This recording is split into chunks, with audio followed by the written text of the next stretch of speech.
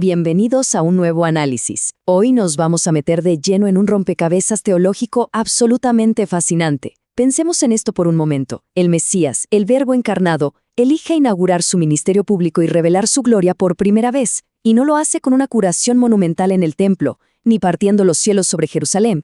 No, lo hace en una sencilla y cotidiana celebración de bodas en una pequeña aldea de Galilea. A primera vista, es una decisión que resulta un poco desconcertante, pero les aseguro que esconde una profundidad extraordinaria que cambiaría para siempre cómo entendemos la fe.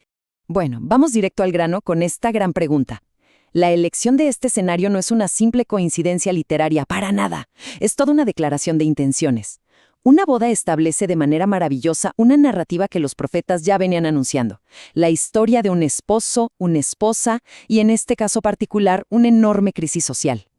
Las bodas son el símbolo supremo de la alianza, de ese amor que busca dar fruto. Al enmarcar su primer milagro aquí, se nos dice que toda la obra de salvación tiene que entenderse bajo esta óptica nupcial. Dios no viene solamente a darnos un manual de reglas, viene a unirse con la humanidad. Y ojo, para captar el peso real de esta escena, tenemos que recordar que las bodas judías en la antigüedad no eran una fiesta de una sola noche, duraban toda una semana, y la hospitalidad lo era absolutamente todo.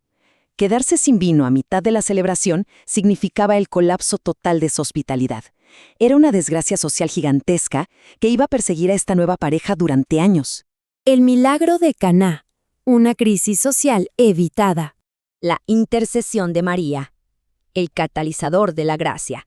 Y es exactamente en este punto crítico de inminente desastre social donde entra María.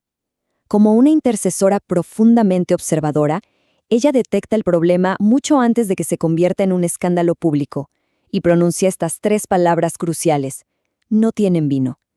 Ahora bien, con esto no está simplemente haciendo un reporte de inventario para la cocina. En el lenguaje bíblico, el vino es el símbolo por excelencia de la alegría, del amor y de la fiesta mesiánica. De manera muy simbólica, esta pequeña frase captura la condición de la humanidad bajo la antigua alianza. Estábamos en un estado de vacío espiritual, con reglas súper estrictas, pero sin la chispa del amor eterno. Es el reconocimiento de que nuestras reservas humanas se han agotado por completo, y ella se convierte en ese puente hacia la abundancia divina. A ver, seamos honestos, la respuesta que ella recibe parece, a simple vista, un rechazo bastante brusco, ¿verdad? Pero tenemos que descifrar este lenguaje. El término mujer no era para nada despectivo. De hecho, en el mundo antiguo era un título de un profundo respeto, y además resuena directamente con la figura de la mujer en el Génesis y en el Apocalipsis. Pero lo más importante aquí es esa mención de su hora. En el Evangelio de Juan, cuando Jesús habla de su hora, se refiere de manera consistente al momento de su pasión y glorificación en la cruz. Básicamente, Jesús le está recordando que su verdadera misión no es ser un solucionador de problemas logísticos en eventos, sino el Redentor que va a derramar su propia sangre. Pese a esa respuesta tan, digamos, críptica, lo que sigue es simplemente brillante. María no se pone a discutir, ni se va ofendida. Para nada. Exhibiendo una fe absoluta y una confianza inquebrantable, se voltea hacia los sirvientes y les da esta directiva súper clara. Con este simple gesto, ella actúa como el puente definitivo. Literalmente da un paso al costado, abandona cualquier pretensión de tener el control de la situación y señala directamente al verdadero protagonista de esta historia, poniendo a la humanidad a la entera disposición de la voluntad divina. Jesús, el gran protagonista. El verdadero esposo da un paso al frente. Al asumir el rol del verdadero esposo celestial que provee para la fiesta, es fascinante observar el método de Jesús. En la tradición bíblica, era responsabilidad del novio proveer el vino.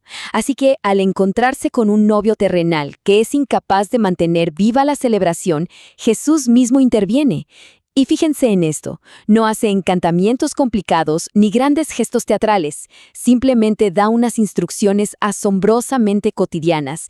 Les pide a los sirvientes que llenen las tinajas de agua, que saquen un poco y que se lo lleven al encargado del banquete. Esto subraya una verdad espiritual súper profunda, y es que los milagros divinos muchas veces solo requieren una obediencia humana simple, sin tantos cuestionamientos. Los sirvientes no tienen ni la menor idea de cómo el agua va a resolver la falta de vino, pero actúan con una fe completamente práctica. Y no podemos pasar por alto un detalle numérico que Juan nos deja en el texto. Había exactamente 6 tinajas de piedra en ese lugar. En la numerología bíblica, el número 7 representa la perfección y la plenitud de Dios. En cambio, el número 6 representa la humanidad, el trabajo humano y sobre todo la imperfección y lo incompleto. Esas 6 vasijas nos están diciendo de forma muy visual que sin la intervención divina, la religión y el esfuerzo humano siempre se van a quedar un pasito antes de llegar a la perfección. Antigua versus nueva alianza.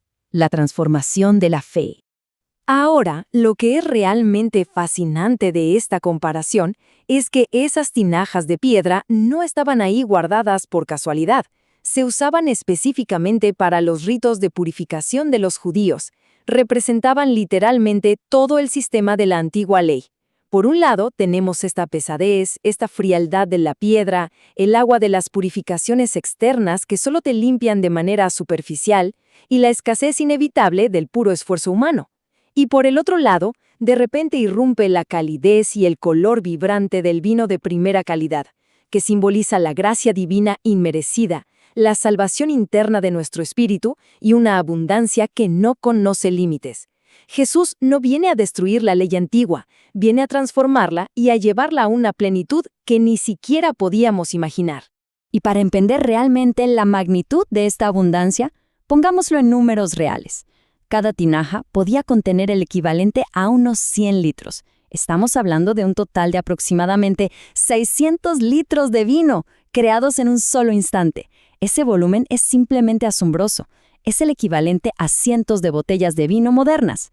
Esto transforma por completo la idea abstracta de la gracia en una realidad impactante y tangible de superabundancia divina. Dios no te da lo justito para salir del paso, no. Cuando Él interviene, lo hace con una generosidad desbordante. Y la confirmación del milagro es igualmente significativa. El mayordomo, que era el gran experto encargado de la bebida, prueba el vino sin tener idea de dónde viene, lo que lo convierte en un juez totalmente imparcial.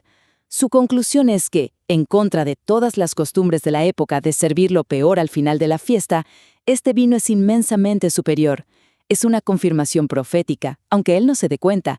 La nueva alianza de Dios, traída por Cristo justo en este momento de la historia, es inmensamente superior, mucho más alegre y mucho más rica que absolutamente cualquier cosa que haya venido antes. El primer signo revelado, manifestando la gloria divina. Al inaugurar oficialmente su ministerio con este evento, es vital que notemos la palabra exacta que usa el apóstol Juan aquí, semeion, que en griego significa signo. Juan nunca usa la palabra milagro. Para él, lo que ocurrió en Caná no fue un simple truquito de magia ni una demostración de poder vacía para salvar la reputación de unos recién casados. Un signo siempre apunta a algo mucho más grande que sí mismo. Este evento apuntaba directamente a la identidad oculta de Jesús, a su gloria futura, y prefiguraba el banquete eucarístico definitivo, donde el vino se convertiría en el mismísimo sello de la redención final. Entonces, el punto crucial que debemos llevarnos de todo esto es ver cómo cada pequeñito detalle de este relato encaja a la perfección en una obra maestra teológica. Pasamos del misterio a la revelación completa, la boda que nos anticipa la unión de Cristo y su Iglesia, la figura de María como nuestro modelo perfecto de fe e intercesión, la identidad de Jesús revelándose como el verdadero esposo que nutre a su pueblo, y esa transformación increíble del agua estancada de la ley antigua en el vino embriagador de la gracia nueva. Es la prueba definitiva de que nuestra carencia humana siempre es superada por la abundancia de Dios. Para ir cerrando nuestro análisis de hoy, la historia de Caná nos deja con un desafío muy presente. Porque esto no es solo un cuento sobre algo que pasó hace 2000 años en una aldea de Galilea. Es un espejo directo de nuestra realidad actual. Ante el cansancio, la imperfección y esas tinajas vacías que a todos se nos presentan en la vida cotidiana, vale la pena que nos preguntemos: ¿de qué manera la invitación a confiar, a hacer simplemente lo que Él nos diga, puede transformar hoy nuestras propias situaciones de escasez en el mejor de los vinos? Es un pensamiento bastante profundo para llevarnos a casa. Muchísimas gracias por acompañarnos en este análisis.